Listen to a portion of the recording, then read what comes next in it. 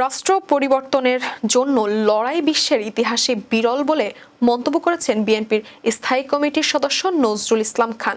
তিনি বলেন, অতীতের অনেক বিজয় ধরে রাখতে পারেনি কমিশন ও সরকারকে সহযোগিতা করেছি বিজয় যাতে হাতছাড়া না হয়। বৃহস্পতিবার সকালে জাতীয় সংসদের এলডি হলে জাতীয় ঐকমত্য কমিশনের সঙ্গে বিএনপির বৈঠকের শুরুতে তিনি এসব কথা বলেন।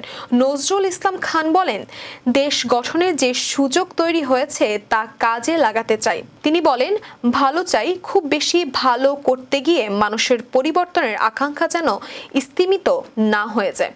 বিএনপির সংস্কার শুধু দাবি নয়, এটি দলের প্রতিশ্রুতি জানিয়ে বিএনপির এই জ্যেষ্ঠ নেতা বলেন, সবকিছুর মূলে জনগণের সম্মতিতে যেন সব হয়। তিনি বলেন, ঐকমত্য জুলাই সনদ না হলেও বিএনপির ৩১ দফা সনদ আছে। সব রাজনৈতিক দলের সঙ্গে আলোচনা করে ৩১ দফা তৈরি করেছিল। এ সময় জাতীয় ঐকমত্য কমিশনের সহসভাপতি অধ্যাপক আলী রিয়াজ বলেন, জাতীয় সনদ তৈরি করাই লক্ষ্য, যার মাধ্যমে স্থায়ী গণতান্ত্রিক ব্যবস্থা তৈরি করতে পারি। তিনি বলেন, বিএনপির সুনির্দিষ্ট মতামত দিয়েছে, ভিন্ন মত নিয়ে আলোচনা করতে চাই।